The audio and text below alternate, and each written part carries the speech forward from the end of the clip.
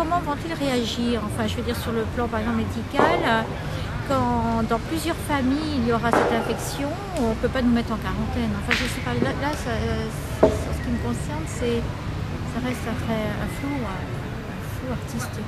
C'est déjà bien organisé. Moi, j'ai participé, je suis médecin, mais je suis aussi formateur pour les médecins, la formation continue des médecins.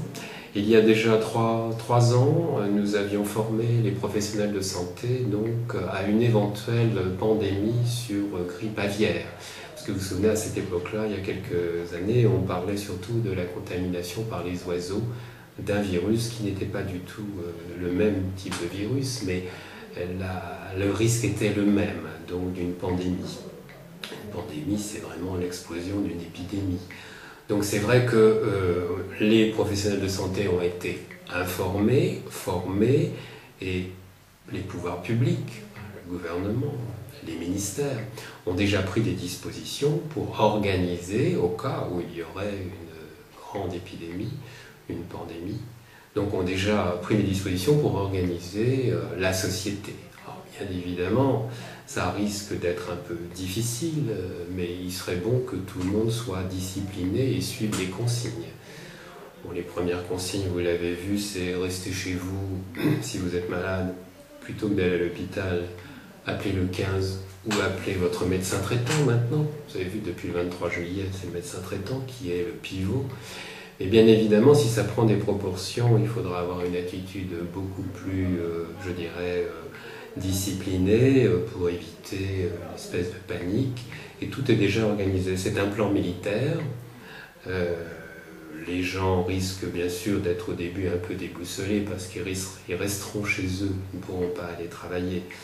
D'abord parce qu'il risque aussi d'y avoir des difficultés dans les transports en commun, puisqu'on risque d'interdire les transports en commun si on passe à un niveau 6 dans l'échelle qui en comporte 6 d'ailleurs de l'OMS. Bien évidemment, là, il y aura des consignes pour que les gens restent le plus possible chez eux, travaillent chez eux si c'est possible. Maintenant, par le système Internet, ou par les communications téléphoniques, on peut quand même travailler éventuellement à distance. Éviter les transports en commun pour éviter la contamination, puisque là, il y a quand même des risques de rapprochement des populations qui risquent d'être malades.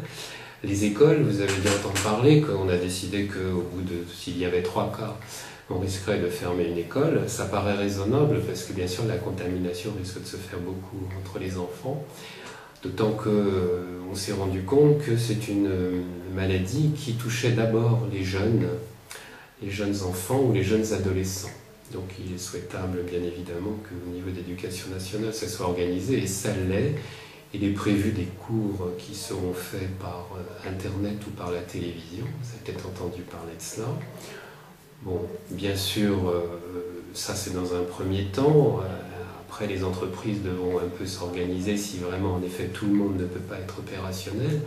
Mais on peut penser que en fait, on appelle ça des mesures barrières, c'est-à-dire limiter la progression de la maladie, éviter donc ces rassemblements de population qui risquent bien sûr de favoriser une transmission rapide, donc éviter que ça se propage trop vite.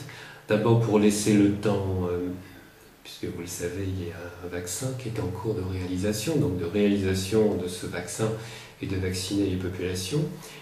Ensuite aussi, peut-être on pourrait dire que les gens qui attrapent la maladie s'immunisent, parce qu'ils vont attraper, ils vont fabriquer des anticorps et ils vont pouvoir se défendre après contre éventuellement bien sûr la maladie qui sera toujours en cours, mais eux ne seront plus malades et donc pourront prendre le relais de ceux qui tomberont malades. Enfin bon, il faut un peu que les choses se fassent dans le temps.